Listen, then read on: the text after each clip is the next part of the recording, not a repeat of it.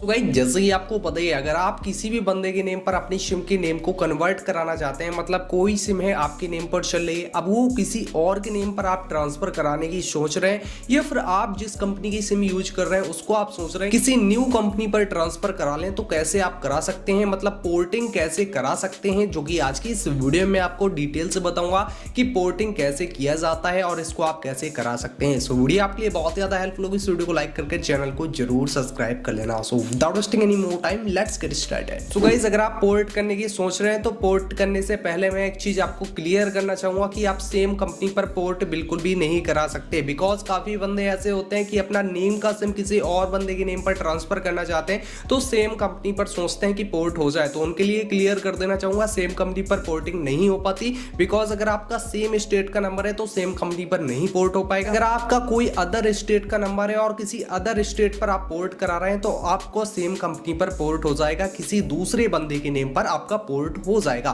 तो ये कंडीशन आपको सेम नेम पोर्टिंग में देखने को मिल जाती है। अदर स्टेट का नंबर सेम कंपनी पर पोर्ट हो जाएगा, बट सेम स्टेट का नंबर सेम कंपनी पर पोर्ट नहीं होगा। अब गाइस हम बात करते हैं कि पोर्टिंग कैसे आप करा सकते हैं। पोर्टिंग कराने के लिए सिंपल से मेरी मोबाइल की स्क्रीन मेरे वीडियो के साइड पर देखने को मिलेगी। इस पर मैं आपको डिटेल टू डिटेल बता रहा हूं कि पोर्टिंग आपको कैसे करानी है। सो गाइस जो भी नंबर आप पोर्ट कराना चाहते हैं, सबसे पहले तो उस नंबर पर आपके रिचार्ज होना बहुत ही जरूरी है, बिकॉज आपके फोन पर अगर रिचार्ज नहीं है तो आप बिल्कुल भी पोर्ट नहीं करा पाएंगे। तो सबसे पहले तो आपको अपने फोन नंबर पर रिचार्ज कर लेना है, जो कि मिनिमम रिचार्ज होता है, और उस पर चेक कर लीजिए एसएमएस सेंड हो जाना चाहिए उस रिचार्ज से, तो आप उस रिचार्ज को कर लेंगे। जैसे ही रिचार्ज कर लेते हैं फिर आपको मैसेज वाले एप्लीकेशन को ओपन करना है एंड सिंपल से एक मैसेज सेंड करना है आपको 1900 में। 1900 जैसे ही टाइप करते हैं इस पर आपको सिंपल से क्लिक कर देना है। इस डायल करने के बाद कुछ इस टाइप का इंटरफेस देखने को मिल जाएगा। इधर पर आपको टाइप करना है कैपिटल लेटर में PORT, जैसे कि मेरा टाइप है, एंड सिंपल से उस फोन नंबर को एंटर कर देना है जिस फोन नंबर को आप पोर्ट कराना चाहते हैं या फिर पोर्ट करना चाहते हैं। तो सिंपल से वो फोन नंबर आपको पूरा एंटर कर देना है विथ स्पेस के साथ में, PORT कैपिटल में स्पेस देना है, फिर फोन नंबर को एंटर कर देना है एंड उसी फोन नंबर से आपको इसी मैसेज को सेंड कर देना है। तो उस फोन नंबर से हम इस मैसेज को सेंड कर देते हैं। जैसे ही मैसेज आपका सेंड हो जाता है इसके कुछ ही मिनट्स में आपके पास में एक मैसेज आ जाएगा, तो थोड़ा सा आपको वेट कर लेना है। एंड गाइस जैसे ही मैसेज करते हैं एंड उसके कुछ मिनट्स बाद आपके सामने कुछ इस टाइप का इंटरफेस देखने को मिलेगा।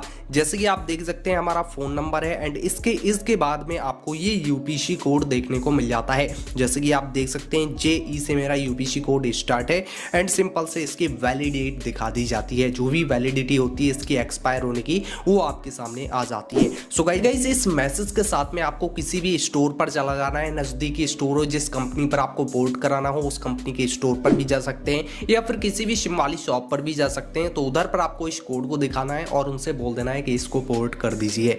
एंड गाइस जैसे ही उनसे बोलते हैं कि पोर्ट कर दीजिए, इसके बाद आपसे वो कुछ चार्ज लेंगे। चार्जेस के बारे में हम थोड़ा सा बात कर लेते हैं कि उनको कितना चार्ज आपको देना है, बिकॉज वो थोड़ा सा ज्यादा भी चार्ज आपसे कर सकते हैं। तो गाइस इसके लिए आपको सबसे पहले तो मैं आपको बता दूं, अगर आप पोर्टिंग कराना चाहते हैं तो पोर्टिंग का जो चार्ज होता है, जैसे कि लाइक आप जियो पर जा रहे हैं या फिर VI पर जा रहे हैं या फिर एयरटेल पर जा रहे हैं, जो पोर्टिंग का चार्ज होता है वो 100 रुपीज आपसे मांग सकते हैं, या फिर अगर वो ऐसा बोलते हैं कि 100 रुपीज पोर्टिंग चार्ज लगेगा और रिचार्ज प्लस 200 रुपीज पे करने पड़ेंगे आपको, तो उनसे बोलिए कि सर पोर्टिंग का चार्ज बिल्कुल भी नहीं लगता, 100 रुपीज आप मांग रहे हैं तो मैं बिल्कुल दे दूंगा, बट रिचार्ज वेलकम ऑफर के तौर पर मिलता है। उनसे ये जरूर बोलिएगा, बिकॉज जब भी आप पोर्टिंग कराते हैं वो पोर्टिंग करते हैं स्टोर वाले या फिर किसी भी सिम वाली शॉप पर जाते हैं वो पोर्टिंग करते हैं, तो उनको सिर्फ पोर्टिंग का चार्ज लगता है, उनको वो भी नहीं लगता। जैसे कि आपको पता ही ये वेलकम ऑफर में आता है, पोर्टिंग जो भी करती है कंपनी तो उस पर 50 से 100 रुपए लगते हैं। जो भी सिम शॉप वाले ऑनर होते हैं उनकी 50 से 100 रुपए लगते हैं, बट जो स्टोर वाले होते हैं उनका 1 रुपए भी नहीं लगता, फ्री में पोर्टिंग होती है,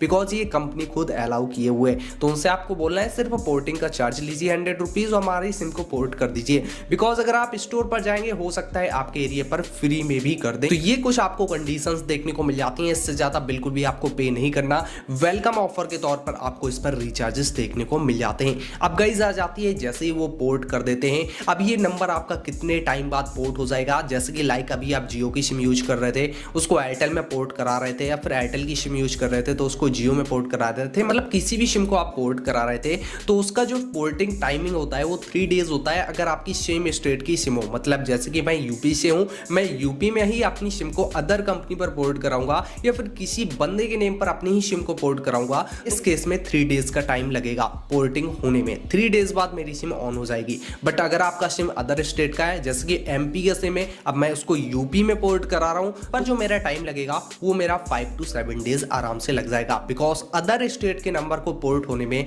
5 to 7 डेज का टाइम लगता है। अब गाइस ये टाइमिंग मैंने आपको बता दिया, इस टाइमिंग में आपका ऑन हो जाएगा। एंड ऑन होने के बाद आपको करना क्या है, अगर आपने eKYC कराई होगी, मतलब फिंगरप्रिंट के थ्रू आपका सिम एक्टिवेट हुआ होगा, तो डायरेक्ट आपका सिम ऑन हो जाएगा। एंड जियो की सिम है तो डायरेक्ट आपकी सिम पर रिचार्ज भी आ जाएगा, जो भी उन्होंने प्लान एक्टिवेट किया होगा। तो जैसे ही आप जियो की सिम पर eKYC कराते हैं बाई फिंगरप्रिंट से, तो आपका आराम से ऑन हो जाएगा, कुछ भी नहीं करना पड़ेगा। बट अगर आप DKYC मतलब डिजिटल KYC करता है आपका स्टोर वाला या फिर आपकी शॉप वाला, डिजिटल KYC किस केस में करते हैं, स्टोर पर 99.9% बिल्कुल भी नहीं करते। अब उस केस में डिजिटल KYC किया जाता है जिन भाइयों के पास बायोमेट्रिक नहीं है, जिस शॉपकीपर के पास आप जाते हैं उसके पास बायोमेट्रिक नहीं है, तो आधार कार्ड से आप DKYC कर देगा और वो आपका जब भी सिम ऑन होगा तो बिल्कुल भी डिफरेंस इसमें नहीं होता। बट एक परेशानी आपको आ जाती है, जब भी आपका सिम ऑन होता है तो टैली वेरिफिकेशन नाम का कुछ चीज होता है, उस टैली वेरिफिकेशन को आपको करना होता है।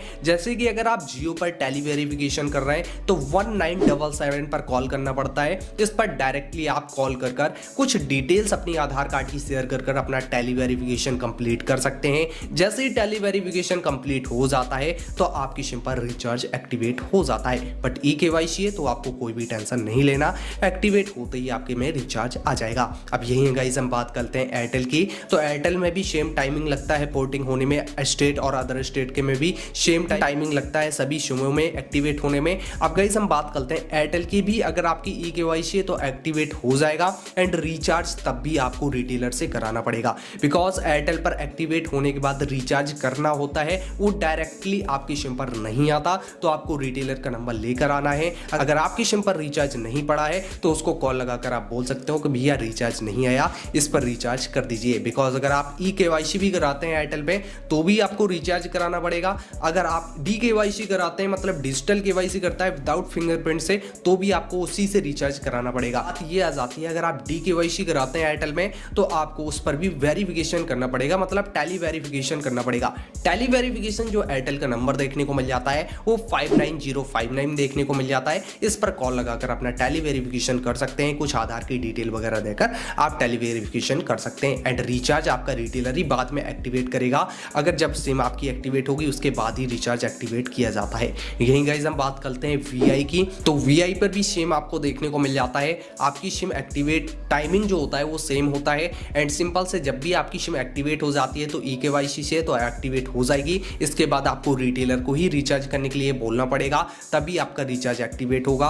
और साथ में अगर आपकी DKYC है तो आपको टैली वेरिफिकेशन करने के लिए जो नंबर देखने को मिलता है वो 59059 इसका भी देखने को मिल जाता है। तो जैसे ही एक्टिवेट हो जाती है तो रिटेलर से आप बोल दीजिए एक्टिवेट कर दीजिए हमारा रिचार्ज, तो आपका रिचार्ज भी एक्टिवेट हो जाता है। और हम बात करते हैं गाइस BSNL की। BSNL आपको जैसे कि पता ही है गवर्नमेंट सिम है, इस पर अगर आप टैली वेरिफिकेशन करना चाहते हैं पोर्टिंग टाइम सेम लगता है जैसे कि इन सिमों पर लगता है। अगर आप टैली वेरिफिकेशन करना चाहते हैं, अगर eKYC से आपकी KYC नहीं हुई है, आपकी सिम पोर्ट नहीं हुई है, तो आपको इस पर भी टैली वेरिफिकेशन करना पड़ता है। DKYC से अगर उन्होंने किया है तो आपको टैली वेरिफिकेशन करना पड़ेगा। BSNL पर टैली वेरिफिकेशन करने के लिए 1507 पर आपको कॉल करना है एंड कुछ आपको डिटेल शेयर करनी है, आपकी टैली वेरिफिकेशन कंप्लीट हो जाएगी। अगर आप नहीं भी कर पा रहे हैं टैली वेरिफिकेशन कंप्लीट, तो सिंपल से उसी रिटेलर के पास आप जा सकते हैं, वो इंस्टेंट आपका टैली वेरिफिकेशन कर देते हैं। बिकॉज टैली वेरिफिकेशन करने में आपके पास में OTP भी आता है पहले से, अगर OTP नहीं आया तो अपने आधार से भी कर सकते हैं।